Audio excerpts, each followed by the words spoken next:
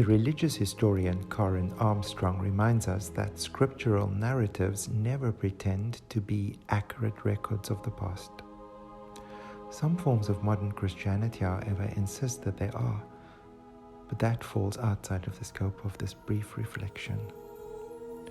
Armstrong reminds us that history in the ancient world was not history as we know it today, but rather an attempt to try to describe the meaning of an event. The overriding sense that God was with the protagonist of the story, that God blessed and prospered them, even promising to give them land which did not belong to them originally. Whenever we attempt to delve into the meaning of something, we inevitably open ourselves up, for better or worse, to interpretation, to seeing through the slanted lens, and the adage, "where you are is also what you will see," cannot be discounted. This is the lens through which I view these ancient tales found in the book Genesis, stories that read like a modern-day soap opera, replete with flagrant favoritism, threats, hatred, violence, murder, manipulation, and deceit, all in one family. I encourage you, therefore, to read for yourself the story of the two brothers, twins, Esau and Jacob, and instead of traditionally leaning exclusively towards one, towards the manipulative, deceitful Jacob, why not open and make your heart deliberately tender towards them both, as if they both lived within you? In your reflection, have the courage to note how wretched, fearful, manipulative, and deceitful Rebecca is, and how she influences her youngest son Jacob, who is quiet, perhaps even contemplative, one found in the tents, maybe even hinting that he was more at home in the traditional world of women. There's so much to unpack here, to use as blessing or manna, fuel for our own spiritual journey. As you spend time with the sacred tale, notice how the story itself, through overlooked lines and quiet tugs at our humanity, decency, and heart, wants to make us tender to both sides, though traditionally we are slanted to only one, to Jacob. These ancient sacred tales, you could say, are a history of how we evolve as human and as spiritual beings, how we grow in our understanding of ourselves and of God. I'm convinced that these sacred tales are perhaps more a reflection of us than of God. The lectionary story for today is one I personally have fallen a little out of love with. The NRSV captions it like this: Jacob's dream at Bethel. The caption alone influences our interpretation, wouldn't you say? How would you caption this story? What angles and what slants would you emphasize? And Jacob wakes up to God's presence is one of mine. The story from before the twins were born.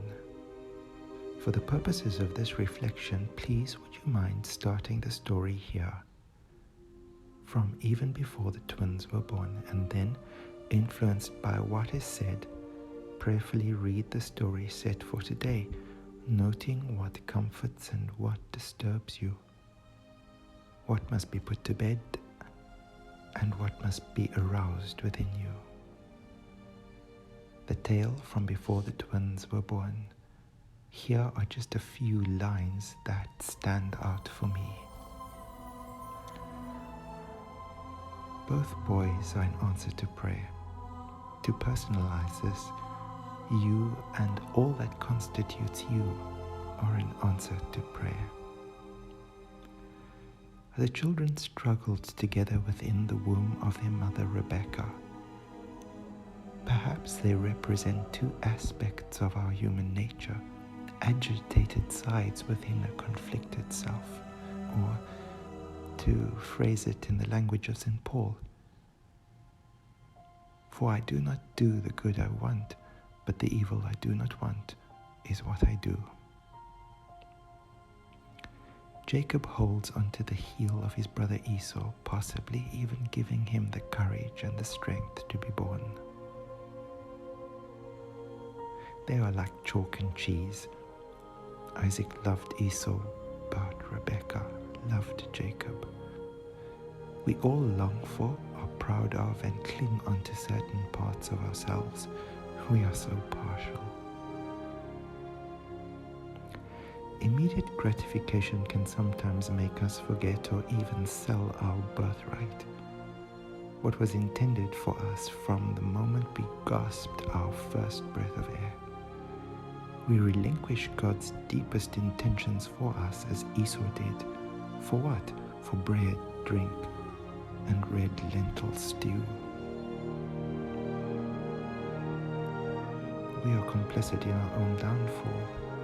We allow ourselves to be manipulated and deceived, doing dreadful, shameful things to our kin, and we do these in the name of the Lord. The sacred tale insists that blessing is binary and once off. Your brother came to me deceitfully and has taken away your blessing. But Esau pleaded with his dad, bless me also, father, bless me also, father. But Isaac could not in that same profound way.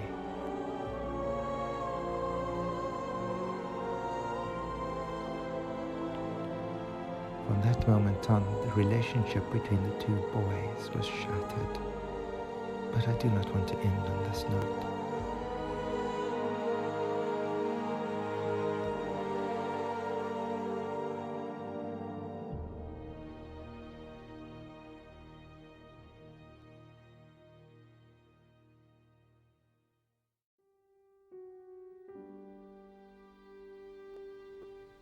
Many years later, they are reconciled, and this is how it is put in the sacred tale.